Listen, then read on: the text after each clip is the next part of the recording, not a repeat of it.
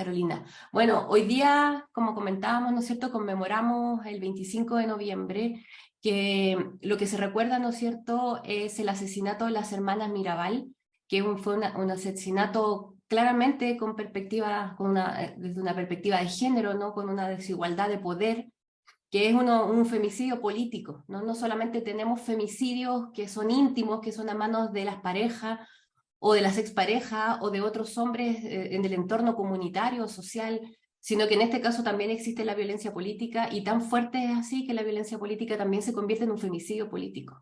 Hay femicidios económicos también, cuando también, ¿no es cierto?, las activistas, las mujeres dirigentes, están en pie de lucha frente a grandes monstruos como proyectos económicos, ¿no es cierto? Y son ellas las que levantan la comunidad y dirigen eso.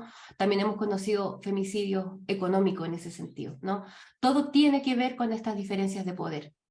Entonces, a partir de eso, de 1999 en adelante, la Asamblea de las Naciones Unidas conmemora de manera internacional el 25 de noviembre como remembranza a ese hito, ¿no? Al asesinato, un asesinato horrible, alevoso contra las hermanas Mirabal.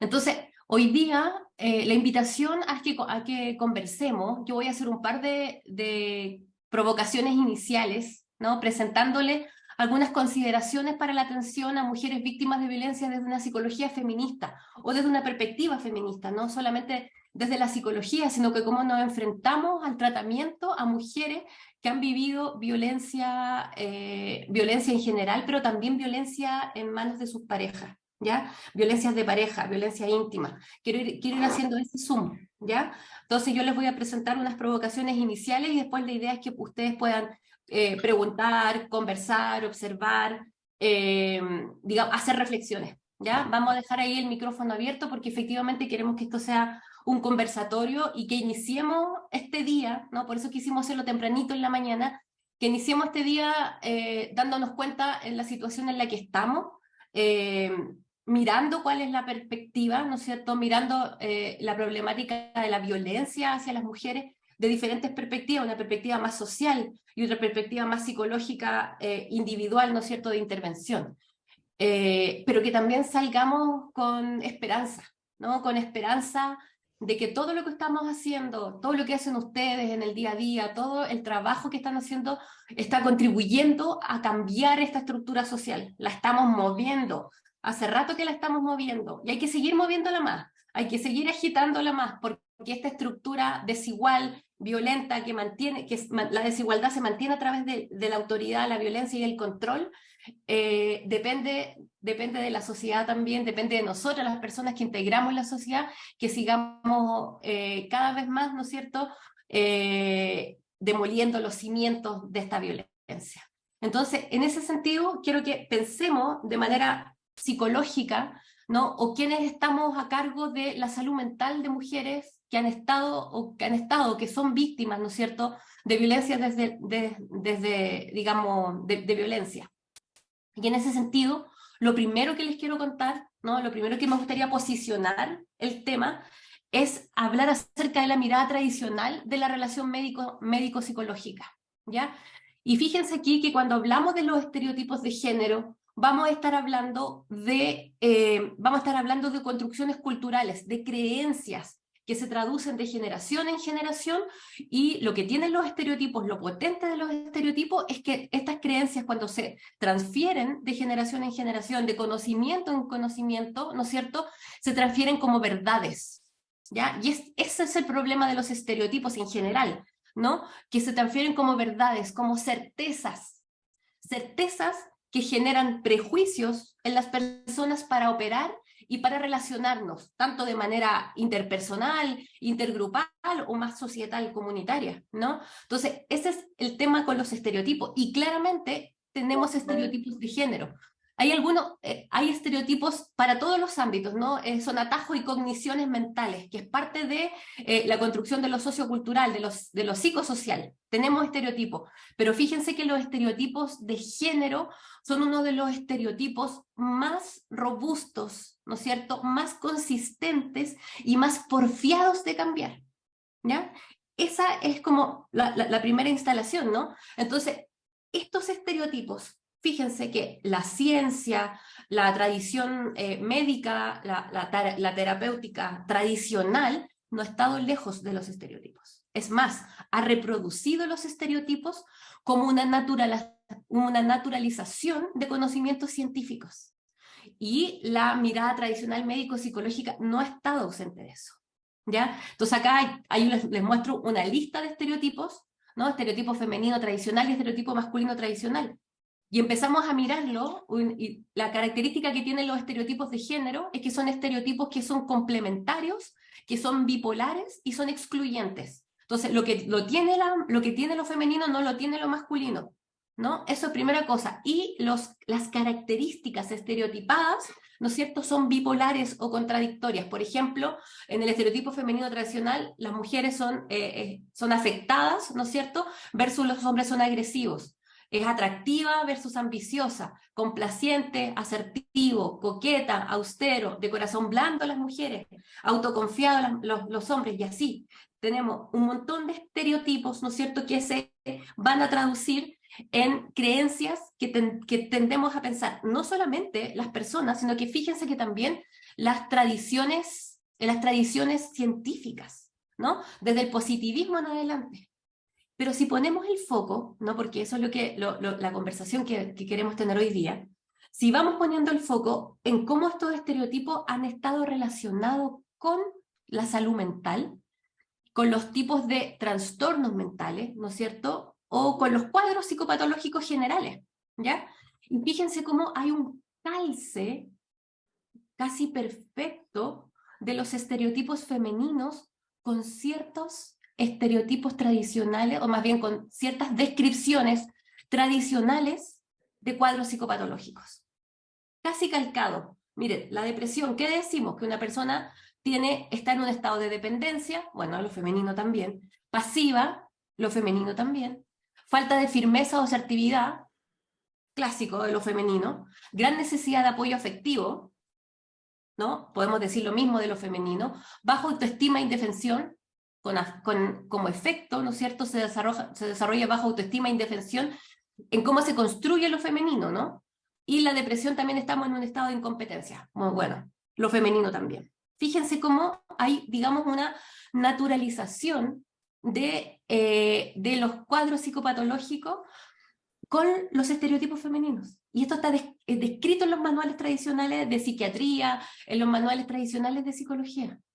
Para los hombres es distinto, ¿no? La depresión, ¿no es cierto?, teniendo en cuenta las mismas características, ¿no es cierto?, se contrapone con los estereotipos masculinos en general. Por eso también hay una menor hay una subdiagnosticación, digamos, de la depresión en los hombres también, que también es un tema de género, ¿no? Los hombres no se pueden deprimir.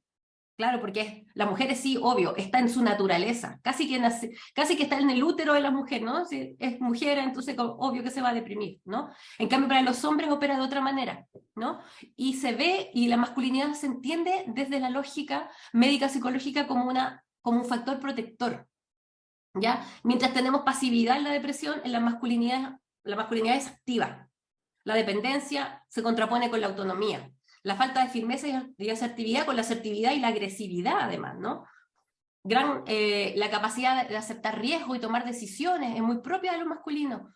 Como efecto, bajo autoestima e indefensión, ¿no es cierto?, como efecto se desarrolla al revés, podemos decir, de la socialización masculina, ¿no es cierto?, la socialización, como criamos a los varones, se va desarrollando una alta autoestima y mayor seguridad, como los criamos, ¿no?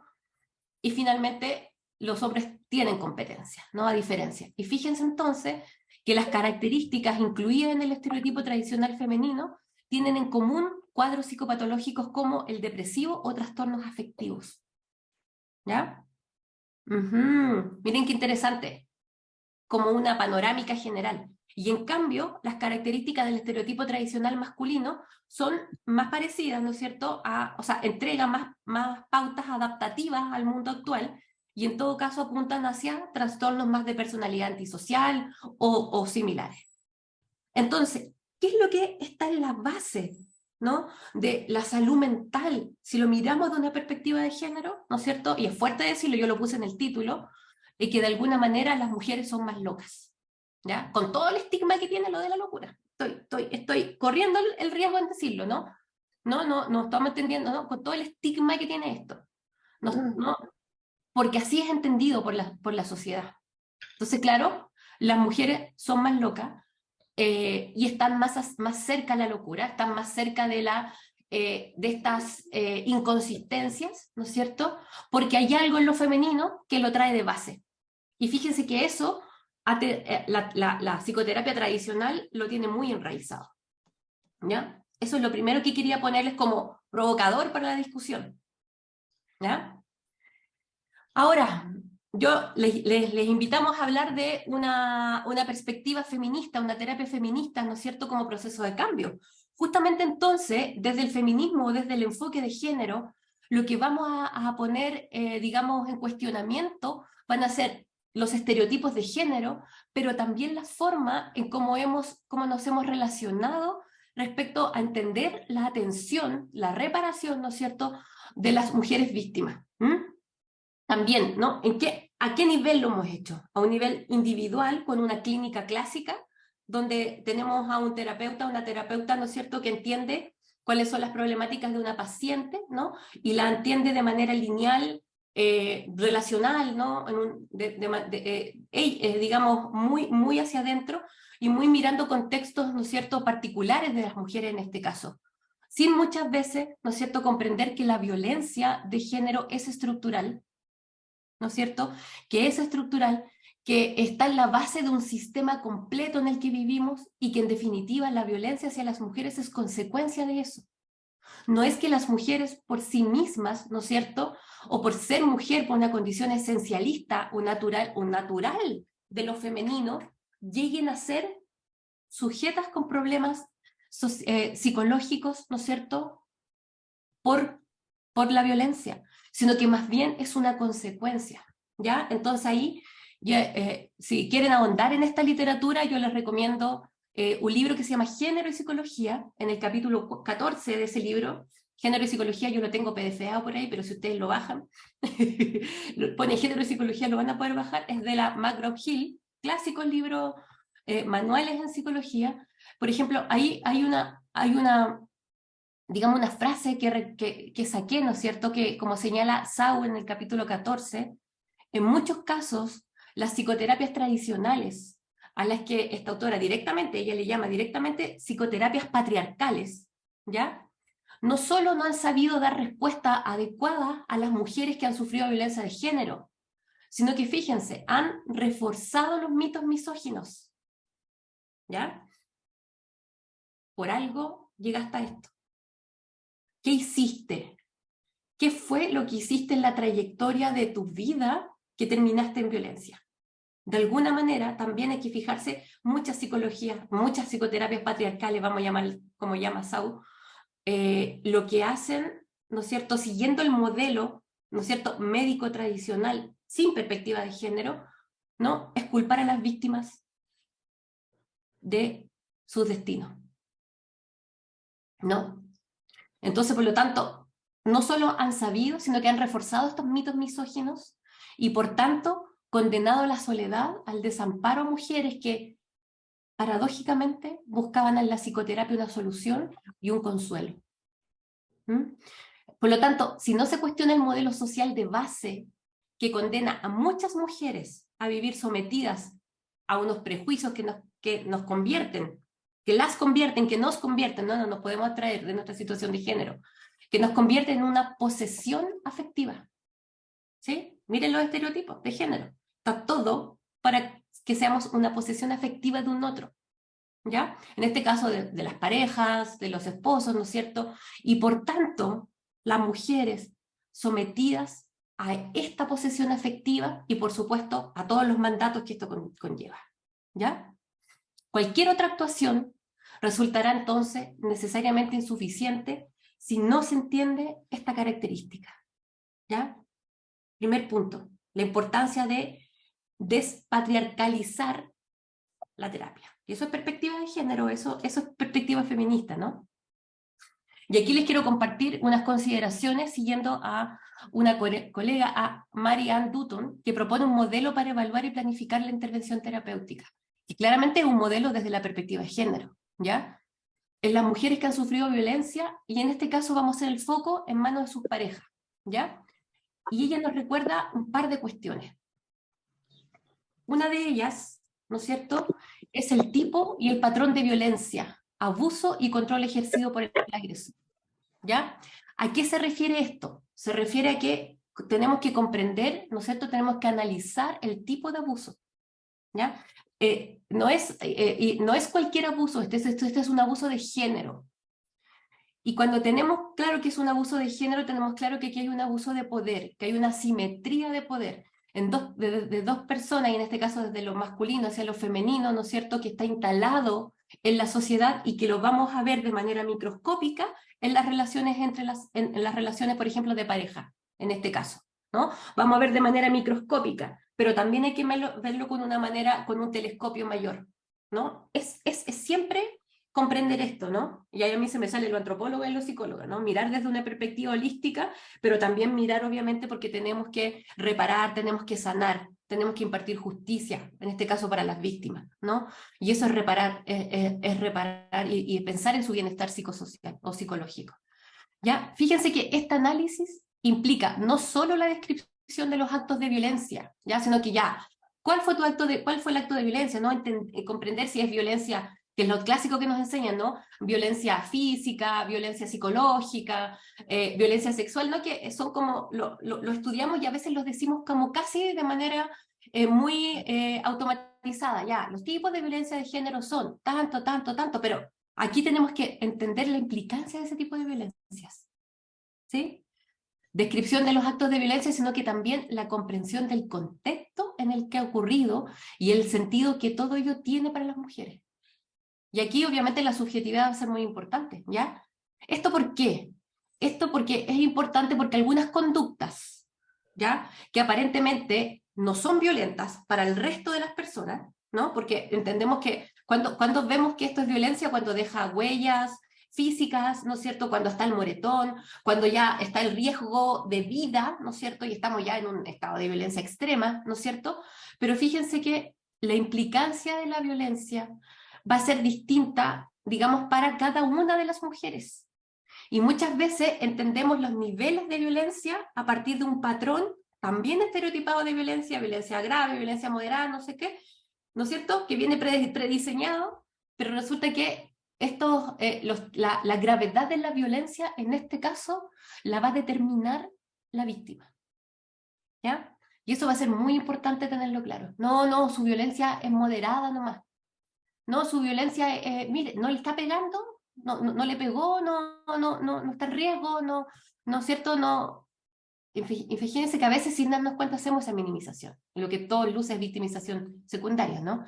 Pero fíjense que entonces algunas conductas aparentemente no violentas, como ciertas frases, ciertos tonos de voz, ciertos comportamientos, pueden ser vividas por las mujeres con tanta o con más ansiedad, ¿no? Con tanto más ansiedad que la propia conducta violenta por haberse asociado esta repetidamente en el pasado. Entonces ahí está, digamos, la consideración subjetiva de la violencia. Y eso también va a ser muy importante, pensemos en lo que tiene que ver con todas aquellas personas que nos relacionamos con víctimas de violencia de género, ¿no? Otro elemento importante, ¿no es cierto?, que se plantea en el modelo es lo que se llama los efectos psicológicos del abuso, ¿ya? Y en este sentido, ¿qué es lo que relevamos acá? Lo importante analizar tanto los indicadores de malestar psicológico, que es lo que hacemos clásicos, ¿no? ¿Qué tiene? Tiene miedo, ansiedad, tristeza, consumo problemático de sustancias, a lo mejor por esto, ¿no? Pero también los cambios cognitivos, ¿ya? También los cambios cognitivos, como las atribuciones que tienen las mujeres hacia ellas mismas, como las expectativas que tienen de sus vidas, ¿no es cierto? Y las dificultades de relación con personas distintas del agresor. Y esto va a ser importante, porque acá también tendemos, digamos, tendemos a juzgar a las mujeres.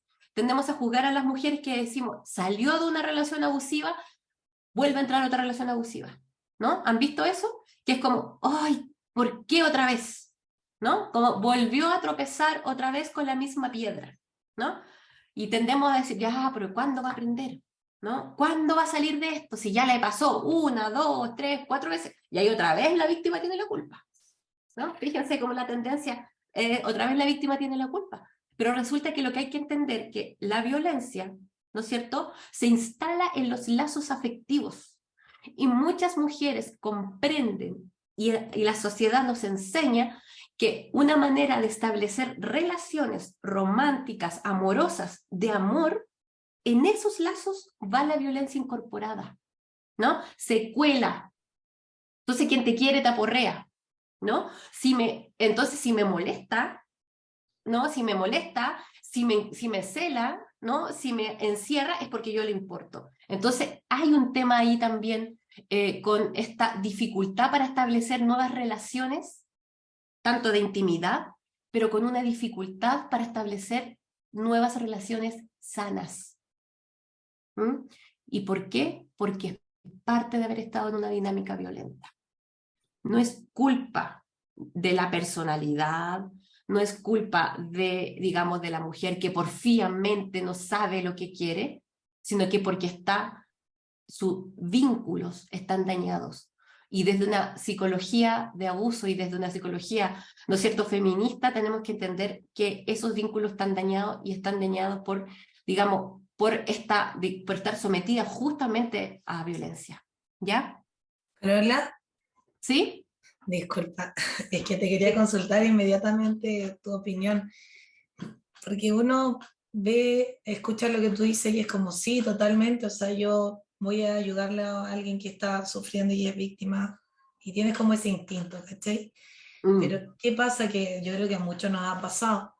Uno tiene gente incluso muy cercana que tú quieres hacérselo ver, se lo tratas de hacer ver por las buenas, por las malas, por las más o menos, por todos los medios, pero finalmente como en todo, no logras siempre ayudarlos, ¿cachai? Porque siguen en este círculo, incluso pueden hasta darse cuenta que están en este círculo, pero se mantienen ahí y no quieren salir de ahí, y no buscan ayuda. Entonces, ¿cómo uno Mm. puede hacer algo más? Yo de repente he pensado algo más agresivo, por ejemplo, leía Es como más agresivo, lo que publicaron ustedes en más Instagram. intenso, pero no más agresivo. Ya. Bueno, sí, a eso me refiero, más intenso. Por ejemplo, veía lo que ustedes publicaron hoy día en Instagram. Mm. Yo pensaba, ya yo voy y yo denuncio, ¿cachai? Pero Ujú. eso es a costa de perder esa relación, porque no sé si en algún momento se volverá a reparar, pero en lo inicial la víctima me va a tomar como su rival, no sé cómo explicarte, como su Mm. verdugo, ¿me entiendes? Claro, o como su ¿Cómo puede salvadora, uno? dependiendo. Ah, sí, algunos sí, pero ¿cómo puede uno Bueno, la influir más, ley, ¿cachai? mira, bueno, una cosa como administrativa, la ley de BIF te permite denunciar de manera anónima, ¿ya? Sí, pero a ¿Ya? la Entonces, no larga a necesariamente veces, si tú no quieres eso.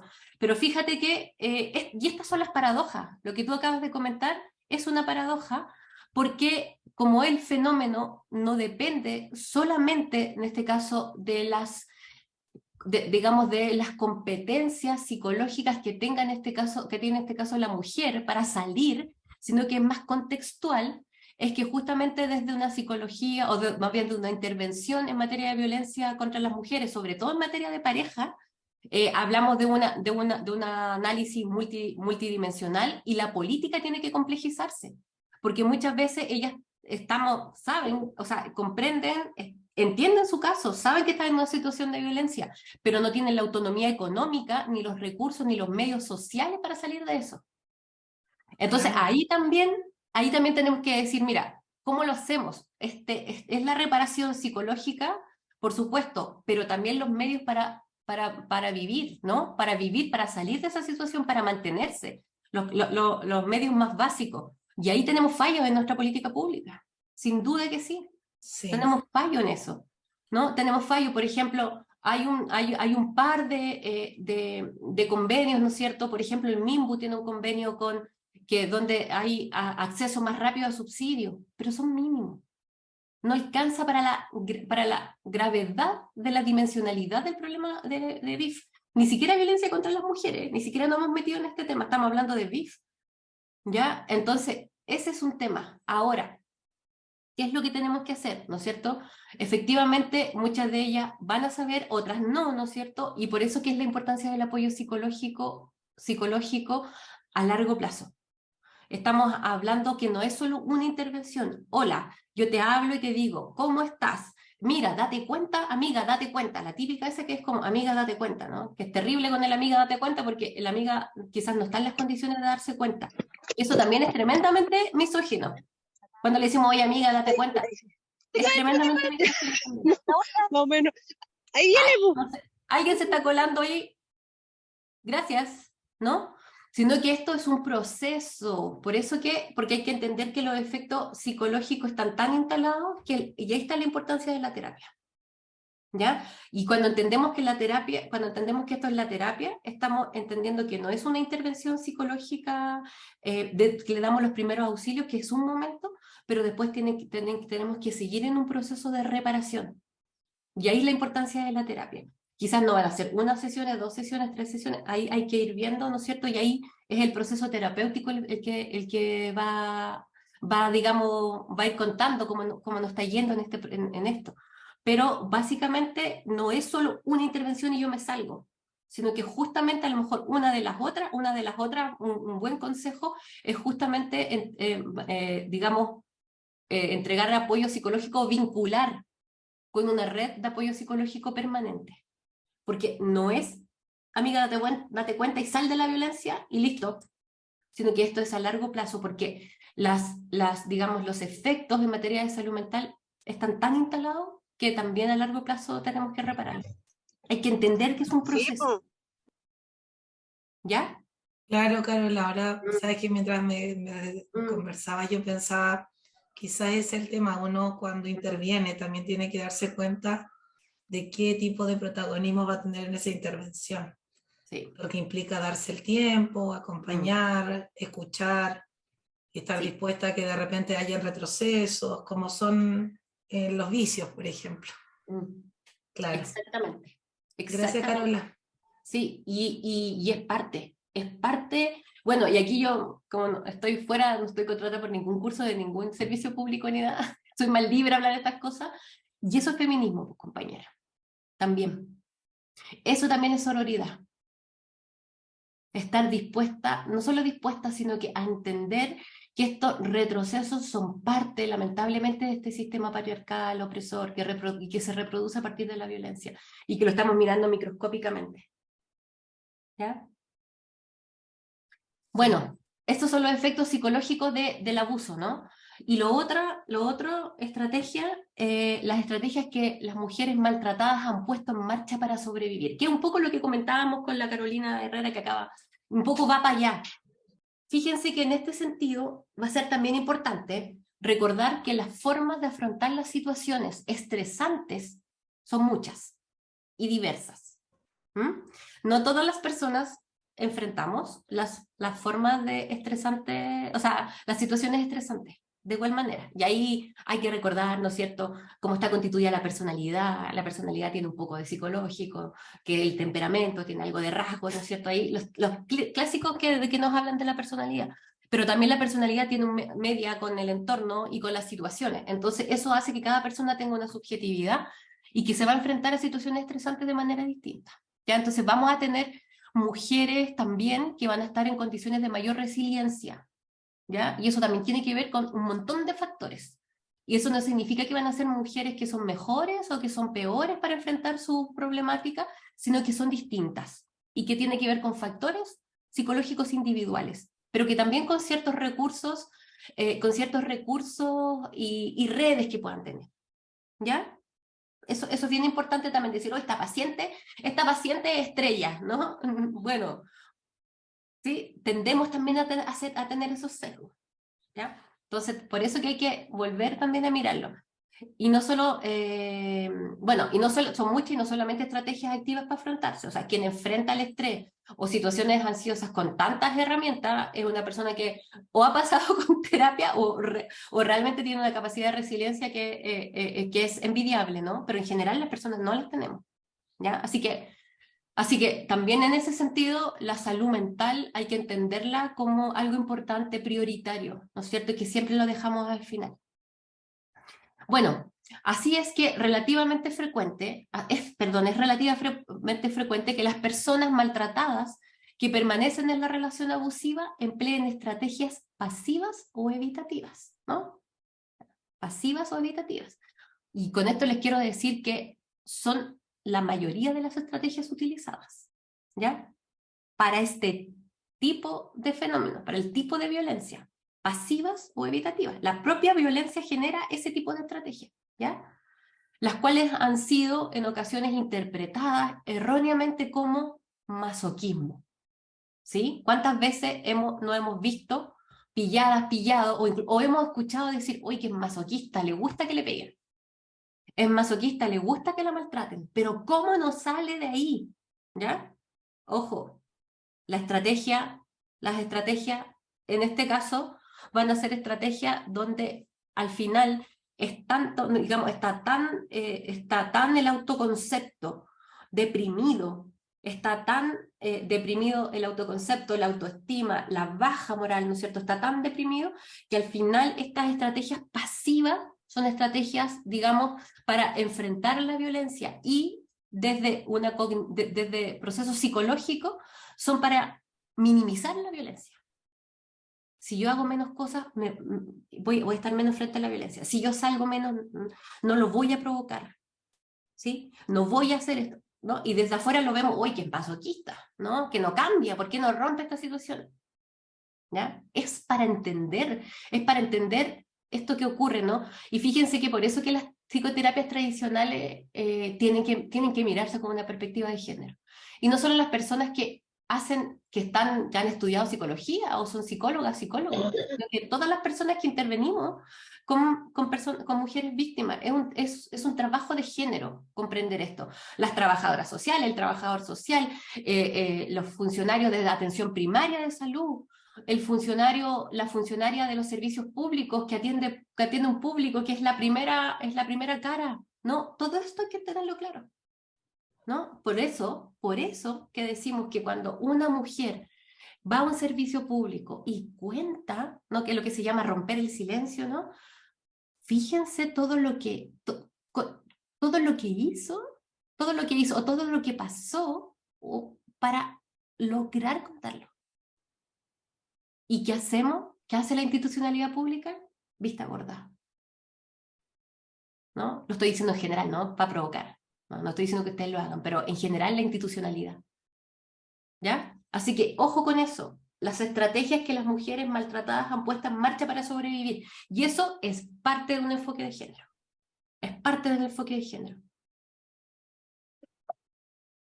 Otro elemento más, que tiene que ver con la estrategia que las mujeres maltratadas, bueno, eso no, perdón, estoy retrocediendo, los factores mediadores, ¿no? ¿Qué es lo que está mediando en esta relación de abuso, ¿ya? O de violencia, ¿ya? ¿Cuáles son, ¿no es cierto?, estos factores? Uno es la respuesta institucional, ¿ah? Cómo las instituciones responden a la violencia de género, comprendiendo cuál es la naturaleza de esta violencia de género, y que ni siquiera es natural, comprendiendo cuáles son los elementos socioculturales de la violencia de género, ¿ya? También las propias creencias previas que tienen las propias mujeres sobre la violencia, ¿sí? ¿Sí? Y hoy día publicamos en la columna, fíjense que tenemos muchas mujeres que creen que ellas son las culpables de la violencia. Que algo, sí, yo me puse ese vestido, yo, digamos, lo puse celoso, yo me expuse en un espacio donde no debería haber estado. Fíjense cómo las creencias previas, que son estos estereotipos con los que partía hablando, ¿no es cierto?, están mediando el propio insight, ¿no? Que es el propio darse cuenta, tener conciencia de esa violencia, ¿ya? Lo median. Obviamente eso también va a mediar las relaciones de pareja, ¿no? Cómo se ha construido la relación de pareja, qué es lo que se espera que sean las relaciones de pareja, ¿ya? También son las creencias. Y obviamente los roles de género, ¿ya? Pero también los recursos materiales y de apoyo social disponibles. Y eso, ahí es donde decimos la transversalidad de las políticas, ¿no? Necesitamos recursos materiales, efectivamente. Las mujeres que, para salir de la dinámica violenta, a mí no me gusta hablar del círculo de la violencia, eso, el círculo que pasa, que es como toda una cuestión, es como, en general, no mira la subjetividad, ¿no? Son paradigmas paradigmas de violencia de género, pero que también están mirados desde una mirada estereotipada, de que todas las violencias pasan por las mismas fases, ¿no? Para entender un poco esto, ¿no? Y la gente habla de la luna de miel y habla que no sé qué, pero en realidad hay que entender por qué se dan esas cosas que en realidad son contextuales, ¿no? Entonces van a haber mujeres que nunca van a pasar por la luna de miel, ¿sí? Rompieron la dinámica violenta y además le entregamos los recursos, tanto psicológicos pero también materiales para hacerlo. Y esto es importante en que hay que entender en la autonomía, o sea, necesitamos mayor autonomía económica y eso es ingresos para las mujeres, trabajo, ¿no es cierto? Hay que ver esos elementos que muchas veces en las intervenciones no los tenemos vistos, ¿no? Cómo vamos interseccionando, no solamente las miradas, sino que hacemos también una intersección con los elementos que son los pilares para salir, ¿no? De esa violencia. El apoyo social disponible, la presencia de estresores adicionales, por ejemplo, o las experiencias previas, ¿ya? Esos también son factores que median. Y todos estos factores presentes de una u otra forma pueden jugar tanto a favor, haciendo que las mujeres entiendan mejor la situación en la que están, ¿no? Y proporcionándoles recursos para salir de ella, como en contra también, manteniendo a las mujeres en la relación y aislada de posibles salidas, ¿no? Entonces estos factores ya sabemos, ¿no? Pueden ser factores inhibidores o pueden ser factores que, digamos, que sean precursores. Entonces, y deben ser valorados no solo para conocer cuál es la situación de partida de cada mujer víctima en concreto, sino también para saber cuáles son aquellos aspectos en los que va a ser necesario incidir principalmente a lo largo de la intervención, ¿no? Entonces, las intervenciones ahí, ¿no? No solamente la psicológica, sino que saber otros elementos. Y aquí me faltó algo importante, que quizás se me olvidó, pero que también se los quería, pónganlo como como una E, ¿ya? Que es que las mujeres, ¿no es cierto? Y nosotras tenemos que entender también dentro de esto, y está el proceso psicológico, en el proceso de la terapia, que efectivamente estamos mal psicológicamente, ¿no? Porque somos víctimas. Y que nuestros trastornos, por ejemplo, psicológicos, ¿no es cierto? No son trastornos psicológicos que están a la base de nuestras personalidades, que no es que nosotras estábamos enfermas antes, ¿no? Y que porque teníamos una salud mental débil, entonces fuimos presa de agresores. O que está en la base, porque están los estereotipos de género, por eso partí hablando de eso, o que está en la base de que, claro, como tenía algún trastorno de personalidad, entonces caí en la violencia de género. Y aquí es muy importante hacerle saber a las víctimas que ellas hoy día están con problemas de trastornos psicológicos por la violencia de género, que no es algo intrínseco de las mujeres, que no era algo intrínseco de ellas, que la violencia de género les causó que hoy día psicológicamente que no estén bien. Esto, compañeros, compañeras, es liberarla y también del estigma de que las mujeres somos locas de base, ¿no? Y esto es parte de la psicoterapia, es parte del primer auxilio psicológico, es parte de eso. No estamos locas de base. La violencia nos puso mal. Tenemos trastornos de personalidad, estamos con angustia, estamos con estresores, estamos, digamos, con trastornos adaptativos, estamos con trastornos alimenticios a causa de la violencia. Y eso hay que dejarlo saber, porque eso es liberador y es parte de la psicoterapia feminista. Entender que la violencia de género nos enfermó, no que estábamos enfermas de antes. ¿Ya? Quizás eso era lo más fundamental que tenía que decir, pero claro, cuando uno hace las PPT, se le olvida. ¿Ya? Entonces, en conclusión, y me voy a ir así como para que tengamos tiempito para conversar, ¿no es cierto? En conclusión, ayudar a la toma de conciencia de la situación vivida, a la comprensión de que se ha sido o se está siendo víctima de un delito, y eso es muy importante. Usted, ¿no es cierto? ¿No es cierto? Y si hay alguna mujer que ahora me está escuchando en este momento, lo que está viviendo no es normal. Usted no es la culpable, ¿sí? No es la culpable. Y además, lo que está viviendo es un delito, es un delito contra usted, ¿sí? Entonces, ¿qué es lo que necesitamos? Que se necesita la ayuda para salir de eso y comprender que además puede salir de eso, ¿no? Puede salir de eso, que no es una profecía, digamos que no es una crónica de una muerte anunciada, no. Se puede salir de la violencia, por supuesto. Y ahí estamos quienes trabajamos en estos temas, ¿ya? Ayudando a desentrañar también los mitos sobre el amor y sobre el matrimonio. El amor no es violencia, el amor no es control, ¿no es cierto? Y en el matrimonio hay diferencias, disidencias, pero nunca la base del matrimonio o la base de la pareja va a estar situada en violencia. Cuando usted lo esté pasando mal, cuando usted se sienta angustiada, cuando sienta que está hostigada y maltratada, eso no puede seguir, ¿sí? No, y por lo tanto, y además no es la culpable. Liberador.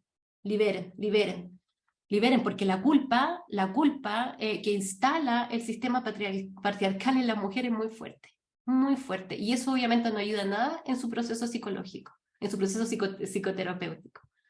Trabajar para la recuperación de los déficits psicológicos que puedan presentar las mujeres y especialmente de su autoestima. Por supuesto, el autoestima, muy importante, la autoestima, el autoconcepto, el volver a quererse. Yo la otra vez estuvimos con el PMJH, que son los programas Mujer Jefa de Hogar del Cernamej, y no saben esa tremenda satisfacción y la alegría de escuchar a las usuarias decir, yo me quiero, yo ahora valgo, yo estoy primero, ¿no es cierto? Y eso es importante, eso es empoderamiento. Eso es empoderamiento. Es lograr cómo nosotras las personas podemos, digamos, repartir ese poder, entregárselo a la otra y la otra lo tome y lo haga suyo. ¿Mm? Y eso parte por el autoestima, sin duda que sí. Lograr la autonomía y la independencia de las mujeres frente a una figura masculina, también, de todas maneras. Ayudar a analizar la relación con los hijos y las hijas, porque además, esto también hay que mirarlo, porque muchas veces la relación que hay con los hijos y las hijas está instalada en la violencia. Y no solamente está viviendo violencia la pareja, sino que es una violencia, digamos, internalizada en las relaciones también con los hijos y con las hijas, ¿no? Entonces eso también hay que tener ojo, que puede estar, digamos, las relaciones parentales o maternales en este caso, pueden estar mediatizadas, o sea, pueden estar mediadas también por la violencia. Y es un tema, eso también es violencia de género. Trabajar por la interiorización de los roles igualitarios. Nuevamente aquí será imprescindible deshacer estos mitos, ¿no? Favorecer la reconstrucción de la vida social de la mujer, no solo la psicológica, la social, los vínculos con nuevas parejas, los vínculos con otras personas, ¿no? Tener lazos fuertes con la comunidad, ¿no? También es parte es parte de la reparación. Lograr el empoderamiento de las mujeres como objetivo final y hacia una vida nueva.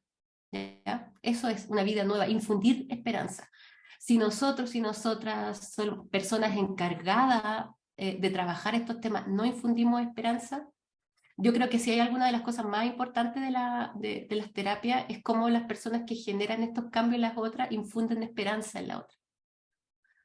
Es muy potente. Y finalmente, ya con esto termino, una política feminista y enfoque de género, ¿no? ¿Por qué? Porque es lo que conversamos un ratito. Si no, solo lo que estamos haciendo es limitar la violencia, ¿no? Al entender en esta mirada microscópica, claro, obviamente nos importa que las mujeres que estén sufriendo violencia estén bien, salgan de esa situación, pero va a salir una y va a entrar otra, va a salir una y va a entrar otra. ¿Por qué? Porque la violencia de género es estructural.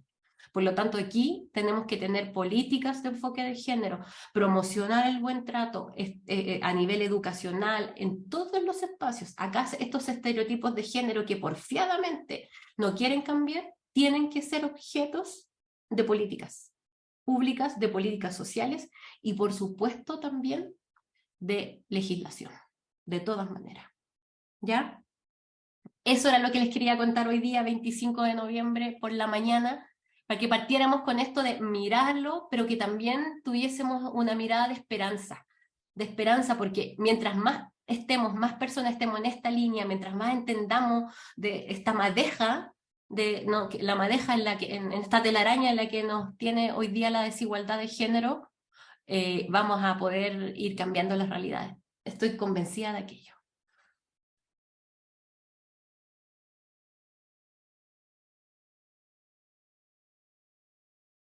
No sé si alguien quiere comentar algo, lo que quieran.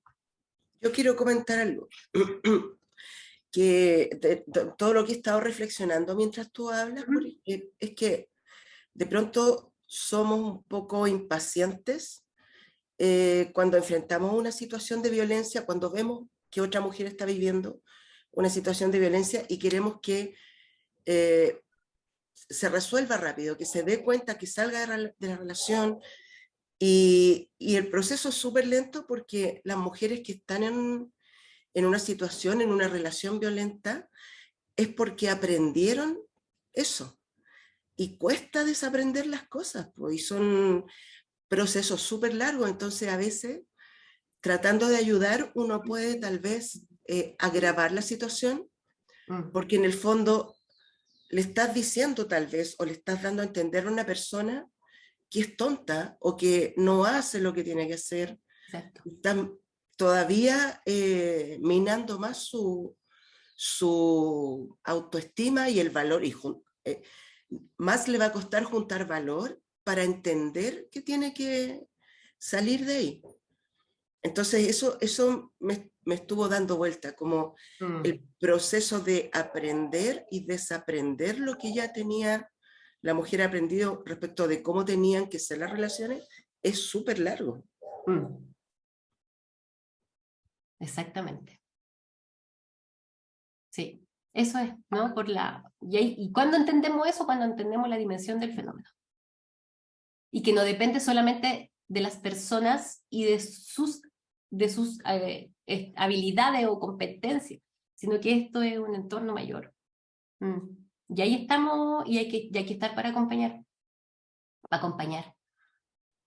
¿No? Y eso es lo bonito de los procesos terapéuticos.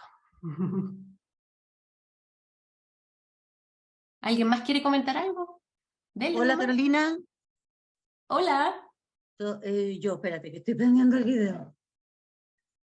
Hola, Carolina. Bueno, hola a toda la gente que está. Me encantó darte las gracias porque se producen estos conversatorios, porque soy psicóloga clínica de profesión. Ah, mira.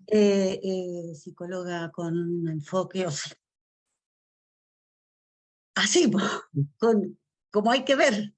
Ya es un proceso que para mí ha sido más fácil en el tiempo porque y algunas lo van a entender más que otras y seguro que tú sí lo vas a entender más. Yo le nací con el ruido de la deconstrucción en familia machista como toda, una madre más romántica que la cresta, que lo único que ella esperaba y de lo que hablaba era que cuando se casaran y tuviéramos guaguitas, a mi hermana y a mí. Un padre súper, obviamente también machista, o sea, todo machista, pero profesional, profesor normativo, pero medio tacaño, entonces como que igual tenía eso de que para qué fomentar tanto la autonomía a sus hijas, sin estos discursos de haber dicho, ustedes tienen que ser profesionales para que no aguanten que ninguno venga a ponerles la pata encima, no sé, o sea, súper de lo tradicional, nada distinto. Pero siempre de chica a mí eso todo me hizo ruido, siempre me cuestioné las cosas, me cuestionaba incluso cuando a mi mami le llegaba cuando chica un regalo para el Día de la Madre, por ejemplo, una aspiradora. Yo chica, yo tengo 49 años, te estoy hablando hace rato. Entonces decía, ¿por qué le regalan una aspiradora a las mujeres? ¿Cómo no le regalan algo para ellas?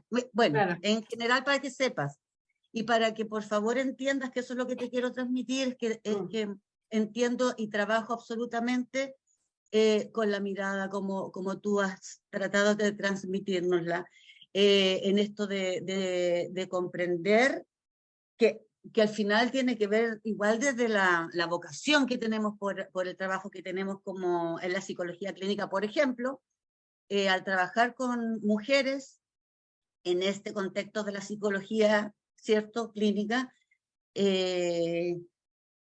porque, ay, casi se me va la idea, tener la claridad y con todo lo que uno sabe, con todo lo que uno aprendió y sigue aprendiendo después de la universidad, porque siempre que uno va nutriéndose, ¿cierto?, y actualizándose, y ampliando esta mollera, este ojo gigante que yo siento que uno tiene acá arriba, para incorporar también en este trabajo el enfoque de género, para poder entender que trabajar con enfoque de género no significa ser feminista dentro de justamente lo que se nos trata de demostrar a las personas que es algo malo, que es una tendencia, Ah, claro, una claro, postura así política partidista más o menos, cuando sí es una claro. postura política, pero es una postura política de vida, Y de transversal.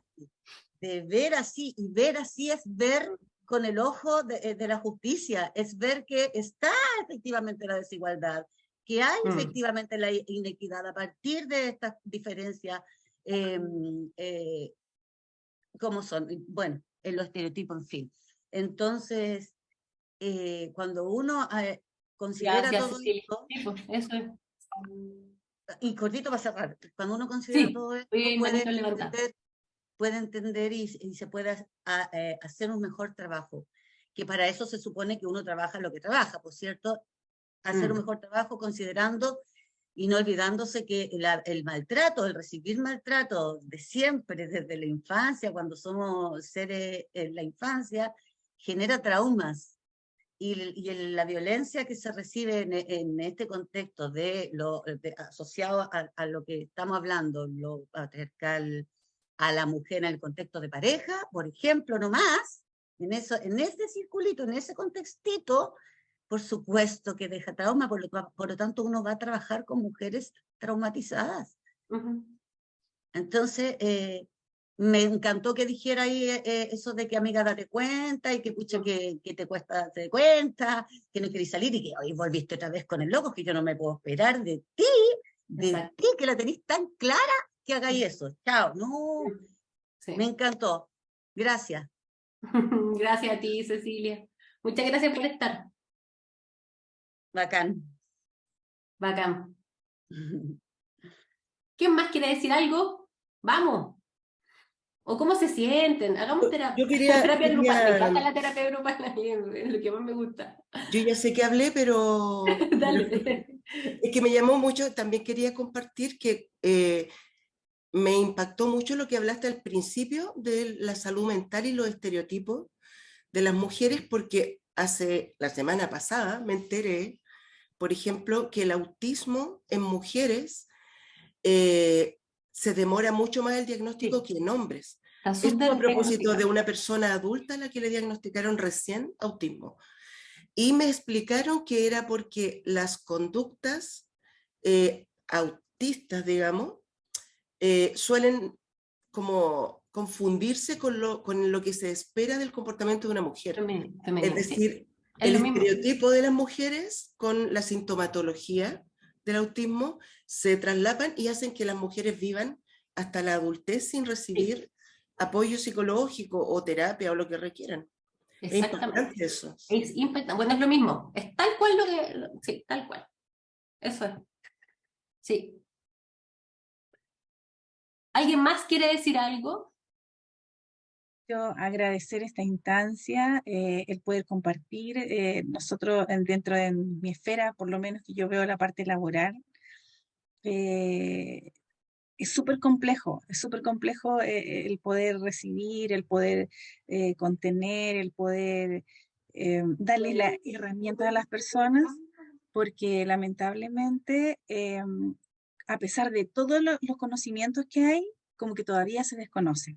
Sí. Entonces, agradecer esta instancia porque todo lo que uno, o sea, uno vive su realidad en su circulito, pero el saber que en el resto del medio está pasando lo mismo, pucha, que ganas de entonces seguir poniéndole empeño a esto, seguir poder entregar herramientas y lo poquito que uno pueda aprender o compartir, poder seguir transmitiéndolo. Yo creo que lo más valioso en estos tiempos es la comunicación que puede existir a través de los distintos medios. O sea, lo que uno recibe aquí, hay cosas que van quedando y uno las sigue compartiendo y eso es lo que va a llevar a que, no sé, pues lamentablemente quizás en muchos años más se puedan erradicar muchas de las conductas de hombres y mujeres, porque al final somos todos los que estamos aquí involucrados y pucha, el que las personas puedan tener una vida más sana, más plena, más realizada, es tarea de todo. O sea, yo tengo una hija y yo sé que mi hija quizás no va a alcanzar a poder tener una vida como todos desearíamos tenerla, libre de violencia, libre de todas estas cosas que no están, no están exentas de poder pasarlo. O sea, el día de mañana Claro. pueden conocer a alguien y uno dice, pucha, poder Mm. tener todas esas antenitas bien prendidas para poder tener las luces suficientes para poder orientar y evitar el sufrimiento, porque yo creo que eso es lo más terrible, es algo que nunca se borra, o sea, el pasar un Mm. sufrimiento es algo que se lleva por toda la vida. Entonces, muchas gracias por lo que podemos escuchar y compartir. Eso. Gracias, Jimena, tú, y también gracias por estar. Yo siempre digo gracias por estar presente. Eso sin duda que es muy gratificante. Que cuando llamemos, acudan a estos espacios. Mm, sí. Carola, a mí me quedaron dando vuelta dos cosas como Ujú. tarea personal. Sí. Me impactó mucho, sobre todo lo que no estaba escrito en la presentación. Sí. Mm. ¿Cachai? Que esa parte de que uno siempre piensa que la persona vuelve a estar con un ser violento porque es parte de su vida, de su estructura.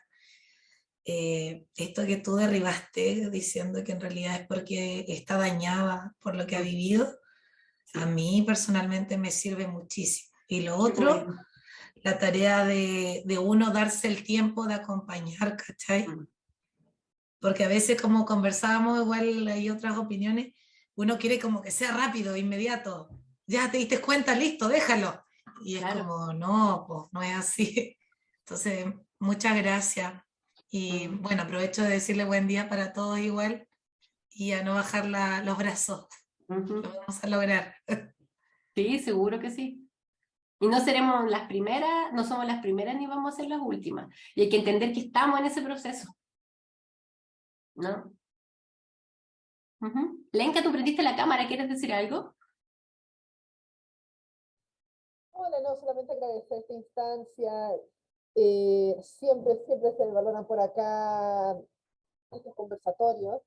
Y aparte, bueno, alguien había apuntado, y disculpe que mi participación ha sido un poco intermitente el día de hoy, dado que hay otras actividades dando vuelta acá, pero alguien había comentado que es bueno, me parece bien escuchado, la educación en varones también, Ujú. porque es cierto, es bueno que se le eduque a la mujer y a otras mujeres a cultivar la sororidad y que las mujeres se den cuenta de las señales de la violencia, pero también es bueno, porque esa es una discusión que he tenido en espacios feministas que dicen, no, el hombre no tiene que formar parte de esto porque es Mm. hombre. No, todo lo contrario, es bueno que el hombre Sí. se eduque ante estas situaciones, no solamente el hombre violento, sino que también los hombres alrededor dicen, Sí.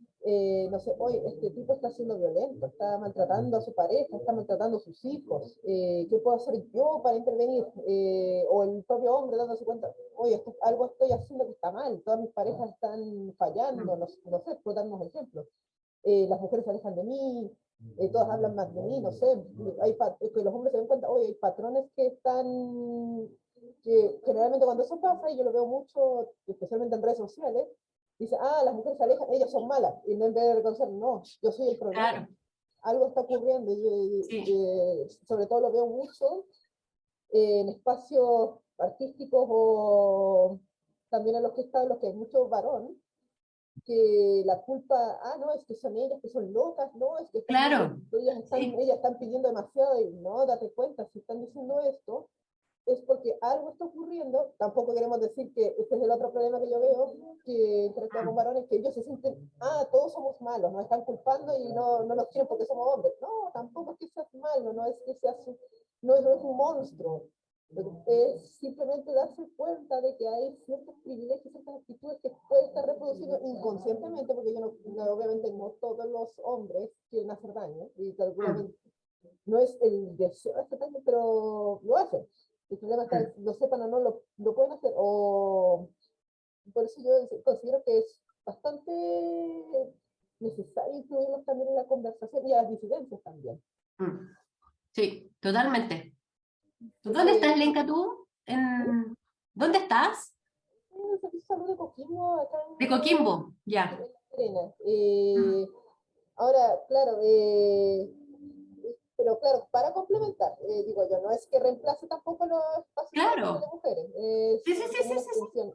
Es de esta mirada más compleja que hay que darle, porque el tema es complejo, entonces hay que entregar estas miradas complejas, y no solamente es teórico, sino que también es metodológico, con instrumentos.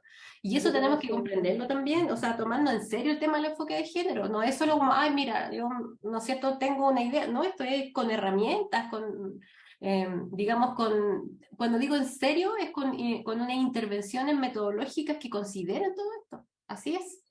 Claro, Muchísimas yo- gracias. Marlene Sandón levantó su manito. Hola, buen día a todos. Estoy comunicándome de acá desde Arica. Yo lo que quería mencionar era algo como muy personal, de vivencia, y creo que tiene que ver mucho con la concientización, no sé si es la palabra más adecuada, o educación que se haga desde el ámbito familiar, desde que tenemos uso de razón. ¿Por qué digo esto? Porque yo recuerdo, y siempre lo tengo muy presente, porque eso quiere decir que la verdad que me entró el consejo, que mi madre nos decía a nosotras con mi hermana: ustedes nunca se dejen poner la mano encima por un hombre, porque yo no las parí para que vinieran a sufrir. Si tienen la mala suerte de que no les toca un hombre que las merezca, lo desechan. Estoy diciendo textual, le estoy contando una incidencia familiar. Lo desechan.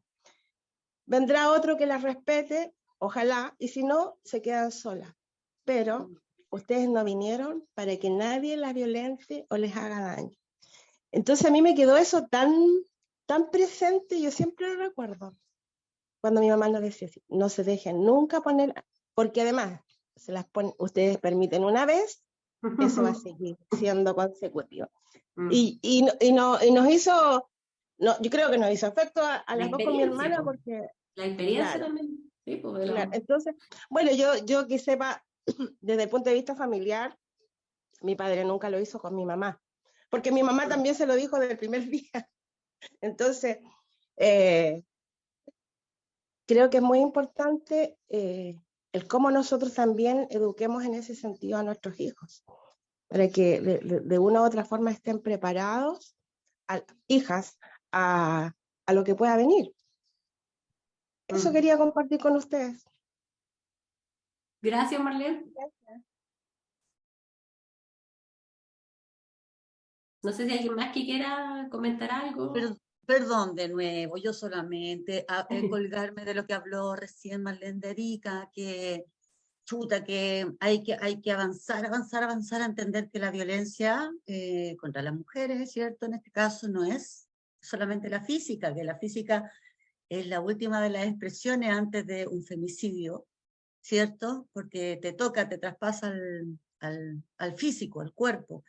Y lo iba a decir antes, al principio también, que es tanta la educación que hay que promocionar, que hay que promover, es realmente cambiar la forma de ver la vida, la forma, como el enfoque de género como instrumento metodológico y de análisis para entender las conductas, para entender los fenómenos, por qué ocurre esto, por qué, en todo aspecto, transversalmente, incluso para la crianza, el adultocentrismo, que es un hijito más del patriarcado, de la forma patriarcal basada en el poder y control sobre quienes se perciben como personas inferiores o incompletas. ¿Ya? Claro, ¿Cierto? claro. Entonces, cuando tomamos esa conciencia, sabemos que la violencia física es lo que se ha mostrado siempre, porque además es riesgosa, porque efectivamente lo que decía pasa o puede pasar a cometer un daño vital, ¿cierto? Pero antes de eso hay tanto, y hoy día se sabe, tenemos que leer, tenemos que instruirnos, tenemos que seguir recibiendo y abrirnos a la información. Las técnicas, los métodos de maltrato pasivo, si le quieren decir, más camuflado, más solapado, están hoy día, afortunadamente también para nosotros, hoy día están mucho más identificados, están segmentados, están súper bien descritos. O sea, el gaslighting, la luz de gas, que está asociada a los trastornos narcisistas, ¿cierto? Los comportamientos narcisistas, no queda ajena a esto. O sea, de hecho, a mí siempre me hace ruido y está mal, porque al contrario, todo es coherente y no aparte, no separatista. Cuando decimos que efectivamente los hombres que violentan a las mujeres no están asociados a un trastorno psiquiátrico, porque efectivamente así es.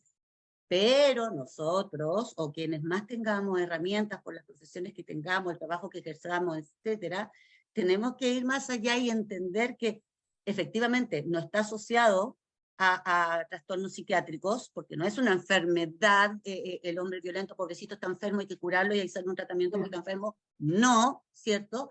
Pero sí está asociado a rasgos más narcisistas, porque tenemos que entender, y yo siempre educo, bueno, yo educo mucho en esto, Carolina, por eso me apasiona y me apasiona en este rato. La forma de crianza, si entendemos, por ejemplo, el patriarcado como los padres que crían a la sociedad, es un padre que cría narcisistamente a quienes nacen con pene. Los cría narcisistamente. Entonces, dentro de esa lógica, las estrategias y las formas más insanas para relacionarse a partir de la búsqueda del poder y control sobre las mujeres, por ejemplo, tiene un abanico de despliegues que van a estar antes muy solapados que la violencia física. Así que, claro, sí, claro, por supuesto. Muy solapado, sí. No es Disculpa, una pequeña cosita. Lo que yo quería decir con esto, estamos muy claros que la violencia física trasciende mucho más allá, pero la vivencia que yo conté fue porque esto era hace varias décadas atrás, la violencia todavía no se visibilizaba como hoy. Por tanto, el trasfondo de lo que yo quería indicar era que es importante la concientización o la educación que se da desde pequeño a nivel familiar. Claro.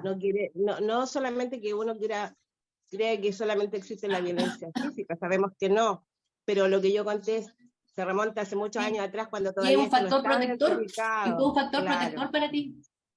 Claro. Exactamente, sí. Ya, Andrea Miranda, y no sé si alguien más quiera después, porque yo les prometí que a las 10 íbamos a cerrar y son las 10:13. Hola Carola, ¿cómo estás? Acá de Arica. Hola. Ya he asistido a varias charlas tuyas, de verdad que son muy, muy buenas. Me agarro de lo que dice Marlene. Por ejemplo, yo tengo la vivencia de que mi madre también me dijo lo mismo, que no aguantáramos cosas, porque si aguantamos una, aguantamos 2, 3, 4 y después ya no tenemos cómo reclamar. ¿Qué hice yo? Yo tengo ambos sexos de mis 2 hijos, hombre y mujer. ¿Ya? Entonces, a ambos se le ha inculcado que ambos tienen que respetar y hacerse respetar ambos, hombres y mujeres. Claro. Ya sabemos que la violencia contra la mujer, esto viene hace muchas décadas atrás. Lo bueno que hoy en día se puede expresar, se puede denunciar, se puede hacer algo.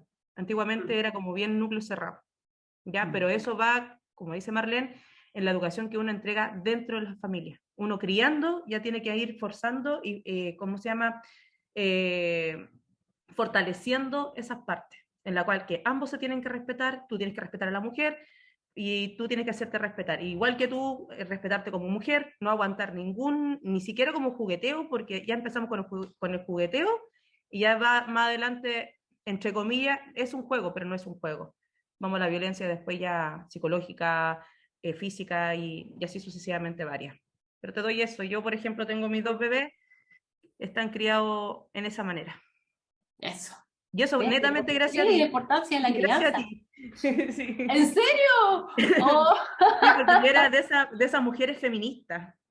En la primera charla hiciste cambiar mucho mi chip. Y eso me ha resultado bastante bien. en Mira, todo. qué significativo, muchas gracias. Y vamos cerrando entonces.